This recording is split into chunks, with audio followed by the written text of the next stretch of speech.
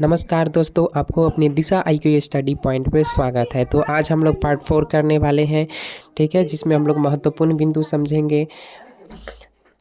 हमने शुद्ध पदार्थ को बता दिया है, फिर भी आज बता देते हैं कि वैसे पदार्थ जिसके सभी कण का रासायनिक गुण क्या होता है, समान होता है। जैसे सोना, चांदी हो गया, लोहा हो गया, क्रोमियम हो गया, हाइड्रोजन हो गया, हीलियम हो गया, जितने भी सारे तत्व हैं वो सारे शुद्ध पदार्थ हैं।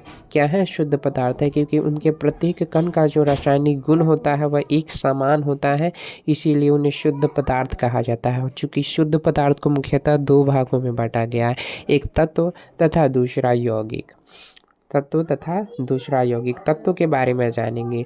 चूँकि तत्व क्या होता है? पदार्थ का शुद्धतम रूप होता है। इसे किसी भी भौतिक या रासायनिक विधि द्वारा दो या दो से अधिक सरल भागों में विभाजित नहीं किया जा सकता है। अब कोई पूछेगा क्यों? तो क्योंकि तत्व एक ही तरह के परमाणु से मिलकर बने होते हैं, और जब कोई चीज़ एक ही तरह के परमाणु से मिलकर बना होता है तब उसे कैसे खंडित किया जा सकता है? तब उसमें किसी और चीज़ का कण मिलेगा ही नहीं। तो वही कहता है कि तत्व पदार्थ का वह शुद्धतम रूप है जिसे किसी भी भौतिक, यानी या तो केमिकल, या तो आप फिजिकल मेथड अप्लाई कर लीजिए या केमिकल मेथड अप्लाई कर लीजिए, वह तत्व कभी क्या होगा? कभी भी शुद्धतम अवस्था में पाया जाएगा। तो वही कहता है कि भौतिक या रासायनिक विधि द्वारा दो या दो से अधिक सरल भागों में विभाजित नहीं किया जा सकता है, क्योंकि तत्व एक ही तरह के परमाणु से मिलकर बने होते। जैसे कि मान लीजिए लोहा मेरा क्या है? तत्व है। तो लोहा जो तत्व है ना, इसे क्या कर सकते हैं हम लोग? तो इसे हम लोग दो या दो से अधिक सरल भागों में विभाजित नहीं कर सकते हैं, क्योंकि लोहा एक ही तरह के परमाणु से बना होता है। मान लीजिए लोहा का रड है, ठीक है, तो इसको यहाँ से, इसके कण को यहाँ से उठाए या यहाँ से उठाए, दोनों कण समान होगा, दोनों जगह का कण समान होगा। इसको कहीं से भी काटिए, यहाँ से काटिए या यहाँ से काटिए, ठीक है, इसका जो आपको लोहा ही मिलेगा। हमने क्या कहा कि मान लीजिए, जैसे कि मान लीजिए हम तरबूज हमने मान लिया, तरबूज को मान लिया क्या हमने? तरबूज को हमने तत्व मान लिया। तरबूज को हमने क्या मान लिया? तत्व मान लिया। मान लीजिए तरबूज मेरा तत्व है। तब जब क्या करते हैं कि इस तरबूज को हम लोग क्या करते हैं? काटते हैं। तो इस तरबूज को काटने पर क्या इसमें हमें आम मिलेगा? नहीं ना मिलेगा। लीची मिलेगा? नहीं मिलेगा। वही बात है। तो इसको क्या कर सकते हैं? इस तरबूज को हम लोग तत्व कह सकते हैं, क्योंकि क्या है, यह तरबूज जो है सो इसके कण से ही मिलकर बना होता है, ठीक है ना। तरबूज के ही कण से मिलकर बना होता है तरबूज। तो वहीं लोहा का जो रड होता है, या सोना हो गया, चांदी हो गया, ठीक है, यह सब क्या होता है? शुद्धतम अवस्था में पाया जाता है। इसे दो या दो से अधिक सरल भागों में विभाजित नहीं किया जा सकता है। तो आशा करता हूँ कि अब तत्व समझ गए होंगे। यहाँ पर एग्जाम्पल भी दिया, जैसे लोहा हो जाएगा यानी एल्युमिनियम हो जाएगा, सोना हो जाएगा, कार्बन हो जाएगा, ऑक्सीजन, फ्लोरीन, सारे तत्व। चूँकि अब तक के जो है सो लगभग 118 तत्वों की खोज हो चुकी है। उसके बाद तत्व भी क्या होते हैं? मुख्यतः 3 प्रकार के होते हैं। पहला धातु, जिसे मेटल कहते हैं, दूसरा अधातु जिसे नॉन मेटल कहते हैं, और तीसरा उपधातु जिसे मेटालाइट कहते हैं। तो सबसे पहले पढ़ेंगे धातु क्या होता है, तो इसको अलग अलग तरह से डिफाइन करेंगे। पढ़ते हैं। वैसा तत्व जो विद्युत एवं ऊष्मा के सुचालक होता है। इसका कहने का मतलब ये है कि इससे क्या होता है? विद्युत एवं ऊष्मा क्या करता है? आर पार कर जाता है, यानी गति करता है, ठीक है ना। उसे धातु कहते हैं। जैसे कि लोहा जो है सो सोना और चांदी। मान लीजिए क्या है? लोहा है। मान लीजिए लोहा है, आयरन है। तो इसको यदि यहाँ से गर्म करेंगे तो यहाँ इसका क्या आ जाएगा? यहाँ इसका हीट आ जाएगा। तो यहाँ ऊष्मा का क्या हुआ? स्थानांतरण हुआ। तो इसीलिए लोहा क्या होता है? ऊष्मा का सुचालक होता है, यानी गुड कंडक्टर होता है। तो वहीं यहाँ पर कहता है कि वैसा तत्व जो विद्युत या फिर करंट ले लीजिए या हीट ले लीजिए, वो दोनों का क्या करता है? सुचालक करता है, यानी इधर से इधर ले जाएगा, इधर से इधर ले जाएगा, यानी ट्रांसफ़र करता है। तो उसे तत्व कहते हैं। इसका दूसरा परिभाषा जानेंगे, वैसा तत्व जिसके बाह्यतम कक्षा में 1, 2 या 3 इलेक्ट्रॉन पाया जाता है। यानी आप वैसा तत्व लीजिए, जिसके बाह्यतम कक्षा में कितना इलेक्ट्रॉन पाया जाता हो, तो या तो 1 इलेक्ट्रॉन पाया जाता हो, या 2 या फिर 3 इलेक्ट्रॉन पाया जाता हो। जैसे कि मान लीजिए हम कैल्शियम ले लेते हैं, इसका इलेक्ट्रॉनिक विन्यास कितना होगा, 2, 8, 8 कितना हुआ 18 और 2 20। इसके बाह्यतम कक्षा में कितने इलेक्ट्रॉन है, 2 इलेक्ट्रॉन है। इसके बाह्यतम कक्षा में कितने इलेक्ट्रॉन है, 2 इलेक्ट्रॉन है। अतः क्या है, यह तत्व है। अतः यह क्या है, तत्व है। जैसे कि मान लीजिए सोडियम ले लीजिए, इसका इलेक्ट्रॉनिक विन्यास 2, 8, 1 होता है। इसके बाह्यतम कक्षा में कितना इलेक्ट्रॉन है, तो 1 इलेक्ट्रॉन है। एल्युमिनियम ले लीजिए, इसके बाह्यतम कक्षा में कितना इलेक्ट्रॉन है, पहला इसका इलेक्ट्रॉनिक विन्यास 2, 8 और 3 होगा। चूँकि इसका परमाणु संख्या 13 होता है, इसका सोडियम का परमाणु संख्या 11 होता है, कैल्शियम का परमाणु संख्या 20 होता है। तो यहाँ पर भी देखने को मिलता है कि जो एल्युमिनियम का जो बाह्यतम कक्षा में इलेक्ट्रॉनों की संख्या है वह 3 है। अतः क्या है, यह धातु है। तो आशा करते हैं कि आप इसका दूसरा डिफिनेशन समझ गए होंगे। तीसरा डिफिनेशन में है, वैसा तत्व जिनमें इलेक्ट्रॉन त्याग करने की प्रवृत्ति पाई जाती है, गुण पाई जाती है।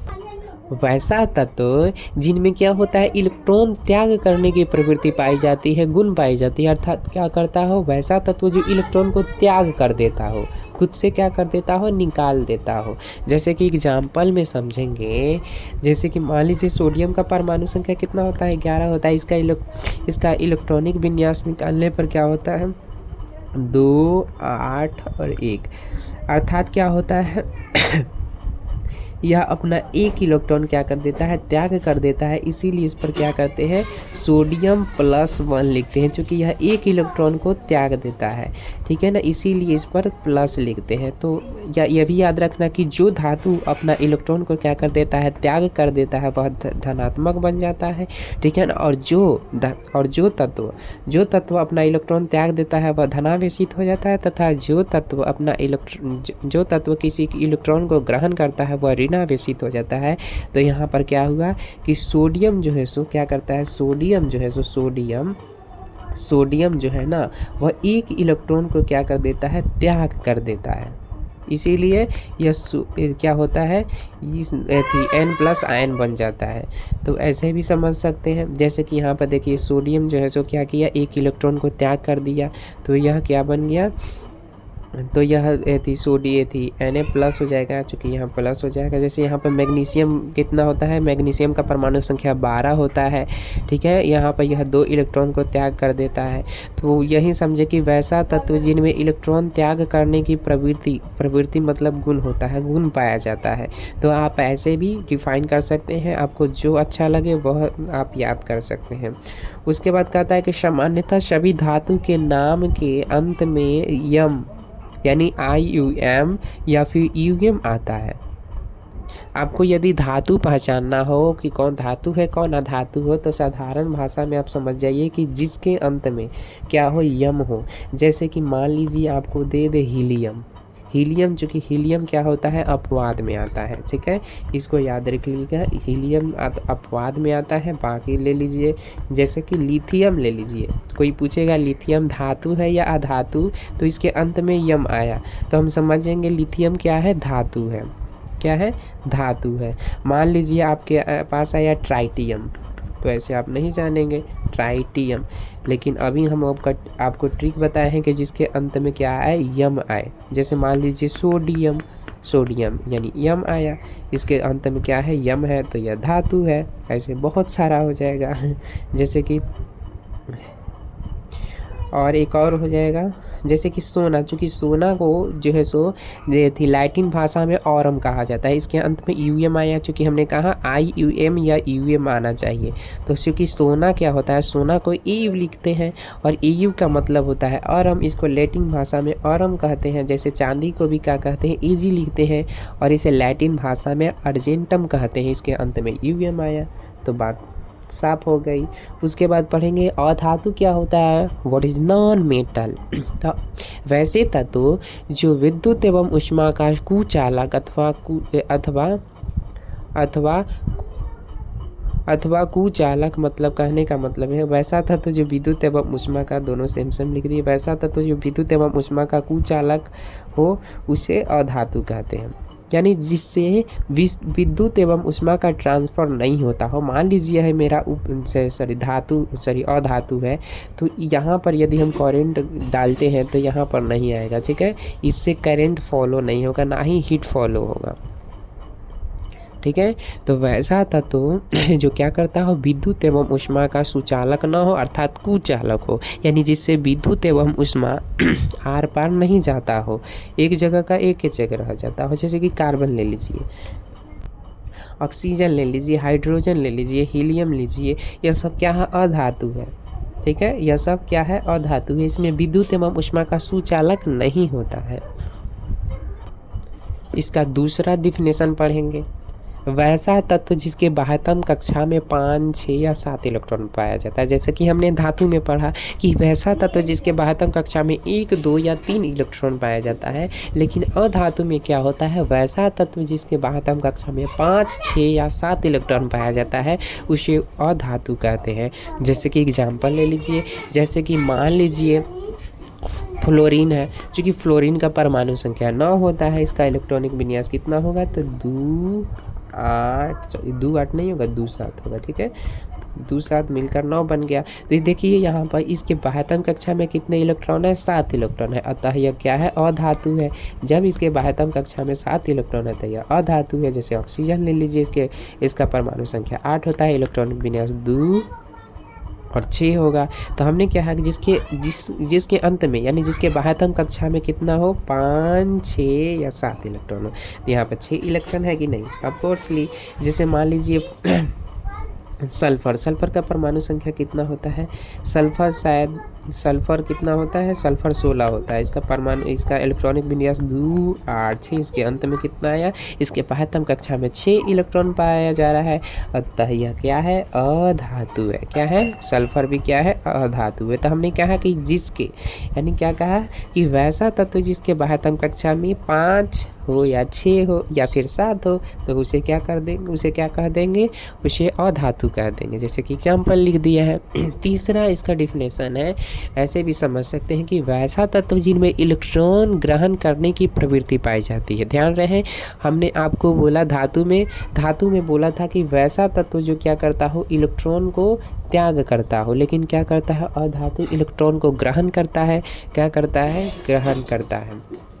जैसे मान लीजिए, जैसे कि हमने ऑक्सीजन को देखा, इसका इलेक्ट्रॉनिक विन्यास कितना होता है, 2 और 6, ठीक है ना। कोई भी धातु क्या करता है, अपने बाह्यतम कक्षा में क्या करता है, अष्टक पूरा करना चाहता है, अर्थात 8 इलेक्ट्रॉन पुराना चाहता है। कोई भी परमाणु ले लीजिए, वह क्या करना चाहता है, तो खुद को अष्टक बनाना चाहता है, अपने अस्थायी होना चाहता है, जिसके लिए वह क्या करता है, इलेक्ट्रॉन ग्रहण करता है। तो इसमें कितना लाएँ कि यह 8 हो जाएगा, तो इसमें सिर्फ 2 ला देते हैं तो यह 8 हो जाएगा। अतः क्या करेगा, ऑक्सीजन क्या करेगा, 2 इलेक्ट्रॉन को ग्रहण करेगा। क्या करेगा, 2 इलेक्ट्रॉन को ग्रहण करेगा। तो यहाँ पर क्या हो जाएगा, इसको लिखना होगा था, ऑक्सीजन पे क्या करेंगे, 2 माइनस कर देंगे, ठीक है। इसका आयन क्या हो जाएगा, 2 माइनस हो जाएगा। तो ऐसे भी समझ सकते हैं। जैसे कि यहाँ पर क्लोरीन को भी देखिए, क्लोरीन क्या करता है, इसके बाह्यतम कक्षा में कितने इलेक्ट्रॉन बचेगा, क्योंकि क्लोरीन 17 आता है, तो इसका इलेक्ट्रॉनिक विन्यास 2, 8, 6 2, 8 कितना होगा, 2, 8, 7 होगा। एक और इलेक्ट्रॉन चाहिए, तब यह अष्टक अपना पूरा कर लेगा।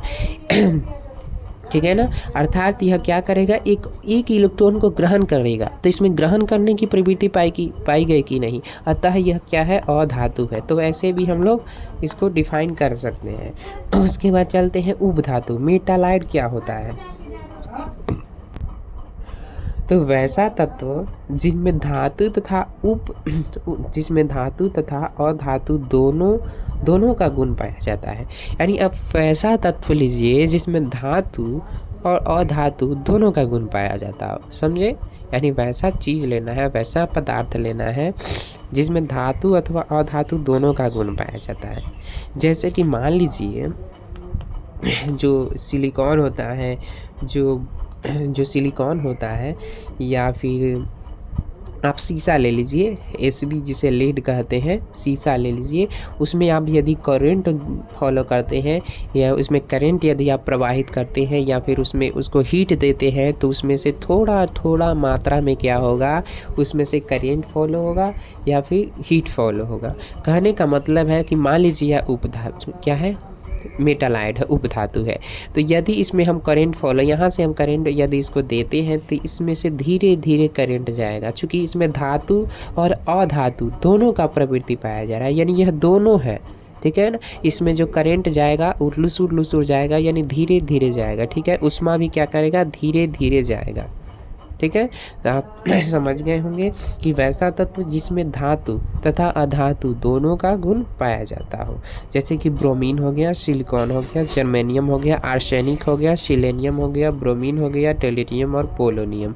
ऐसे 8 जो है सो क्या होते हैं, उपधातुओं की संख्या होती है। चूँकि यहाँ लिख दी गई है नोट में कि उपधातुओं की संख्या 8 होती है, जो कि यहाँ पर लिख दी है कि ब्रोमीन जिसे Br से सूचित करते हैं, सिलिकॉन Si, जर्मेनियम Je और As आर्सेनिक, सिलेनियम Ac और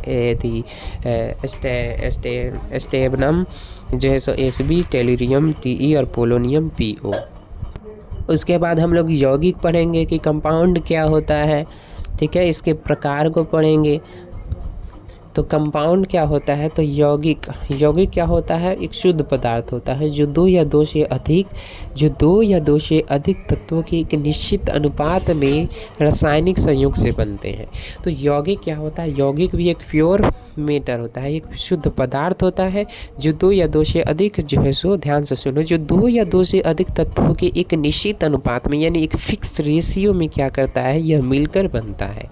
जैसे कि क्या होता है कि हम लोग जानते हैं कि हाइड्रोजन यानी H2 और O2 मिलकर क्या करता है, H2O का निर्माण करता है। ध्यान रहे कि हाइड्रोजन और ऑक्सीजन मिलकर हाइड्रोजन मोनोऑक्साइड का निर्माण करता है।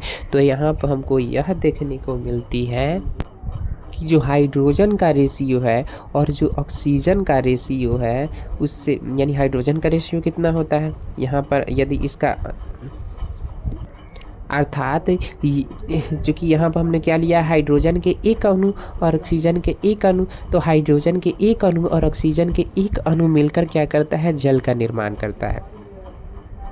क्या करता है, हाइड्रोजन का एक अणु क्या करता है, आई एम रियली सॉरी, चूँकि इसको बैलेंस कर देंगे, यहाँ पर 2 आ जाएगा और यहाँ पर 2 आ जाएगा। तो हाइड्रोजन का 2 अणु और ऑक्सीजन का एक अणु मिलकर क्या करता है, जल का निर्माण करता है।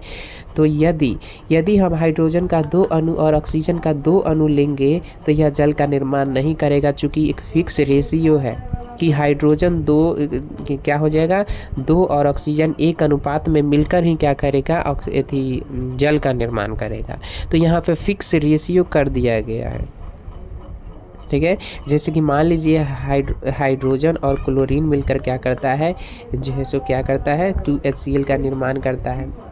यहाँ पर इसको बैलेंस कर देंगे तो यहाँ पर हाइड्रोजन के 2 अणु और क्लोरीन का 2 अणु मिलकर जो है सो हाइड्रोजन क्लोराइड का निर्माण करता है। यदि हाइड्रोजन का 3 अणु कर देते हैं तो यहाँ पर क्लोरीन का हाइड्रोजन क्लोराइड का निर्माण नहीं होगा। तो यह भी तो हम लोग समझ गए होंगे कि यौगिक क्या होता है, शुद्ध पदार्थ होता है जो रासायनिक रूप से 2 या 2 से अधिक तत्वों के निश्चित अनुपात में एक फिक्स रेशियो में, ठीक है ना, एक फिक्स रेशियो होता है जिसमें वह क्या करता है, रासायनिक संयोग करके यौगिक बनाता है, ठीक है। जैसे कि HCl हो गया, CH3 COOH हो गया, C2H5OH हो गया। अब यौगिक मुख्यतः 2 प्रकार के होते हैं, पहला अकार्बनिक यौगिक, दूसरा कार्बनिक यौगिक। यानी इनऑर्गेनिक केमिस्ट्री नहीं होगा, सॉरी, इनऑर्गेनिक कंपाउंड होगा और ऑर्गेनिक कंपाउंड होगा।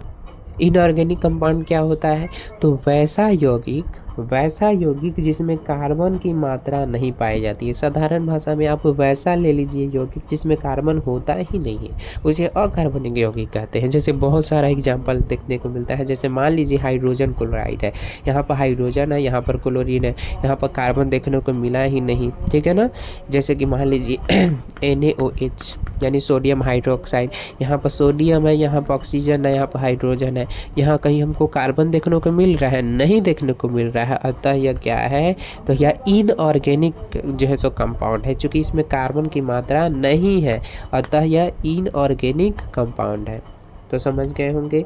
दूसरा है कार्बनिक यौगिक। वैसे रासायनिक यौगिक जिसमें कार्बन की मात्रा पाई जाती है उसे कार्बनिक यौगिक कहते हैं। यानी आप वैसा यौगिक ले लीजिए जिसमें कार्बन का अंश पाया जाता है। जैसे कि मान लीजिए हम लोग लेते हैं CO2 में यहाँ कार्बन है, ऑक्सीजन है, ठीक है। तो चूँकि यहाँ पर हमको कार्बन मिल गया है अतः यह क्या है, कार्बनिक यौगिक है।